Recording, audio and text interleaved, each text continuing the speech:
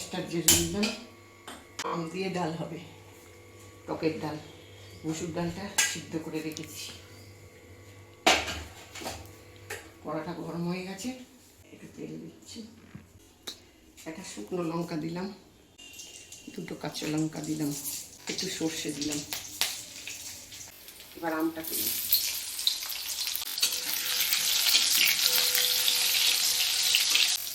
একটু নুন দিলাম, একটু আমটা দিলাম।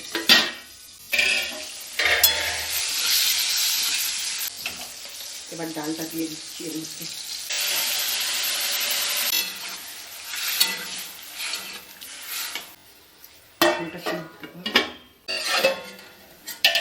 হলুদ দিলাম,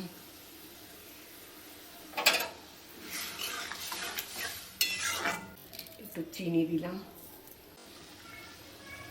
আগে নুন দেওয়া ছিল, এখন একটু নুন দিলাম। আমটা সিদ্ধ হোক।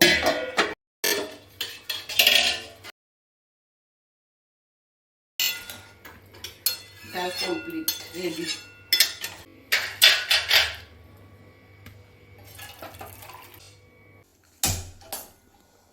এবার একটু বেশি করে তেল দিলাম।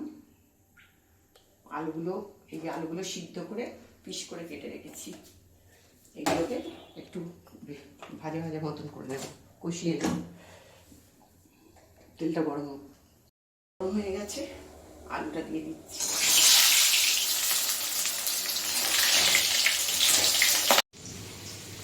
একটু হলুদ দিলাম, একটু নুন দিলাম।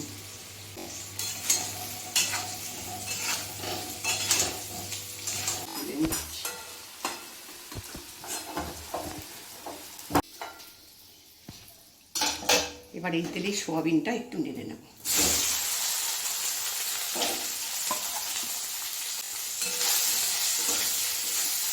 নুনটা আর দেবো না, সোয়াবিনটাও আলুর মধ্যে দেখতে পাই। কড়াই একটু তেল দিলাম,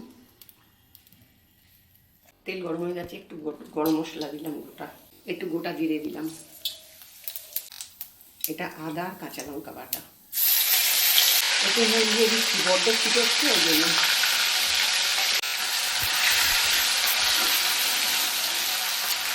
এতে আছে শুকনো লঙ্কার গুঁড়ো, লাল লঙ্কার গুঁড়ো, হলুদ, ধনে, জিরে দিয়ে দিচ্ছি, নালে পুড়ে যেতে পারে। তেল গরম আছে।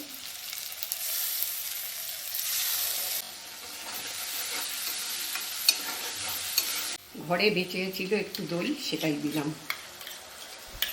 আজকে টমেটো দিলাম না।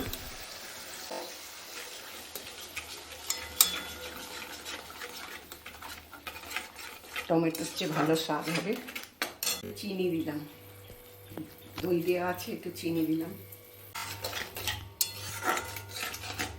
মশলাটা রেডি, তেল ছেড়ে দিয়েছে। এবার সোয়াবিন আলু একসাথেই তুলে দেবো, একসাথে তুলে দিচ্ছি।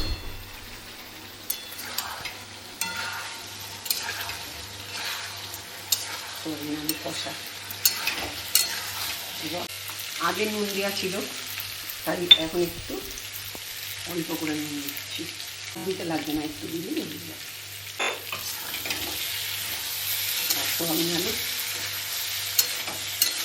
গরম জল। আমি ঝোল করবো না, এমনি কষা কষা মতন, রসা রসা মতন করবো। পাক হতে থাক, আমি একটু ঢাকা দিই। ঢাকাটা দিয়ে দিলাম, একটু একটু সিদ্ধ হোক।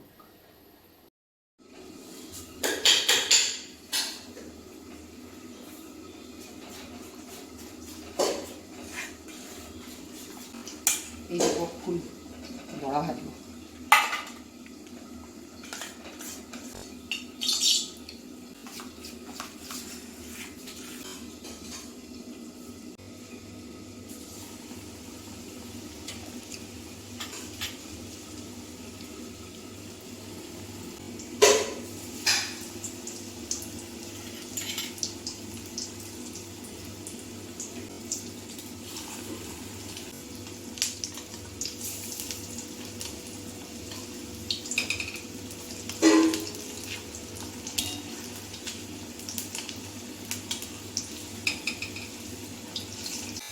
আরে বাপরে ভিড় ডাকছে। কি সুন্দর ফুলেছে দেখেছিস? তরকারিটা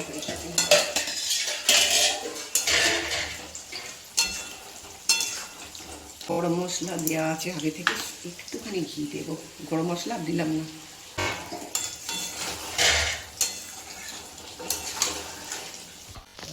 সোয়াবিন আলু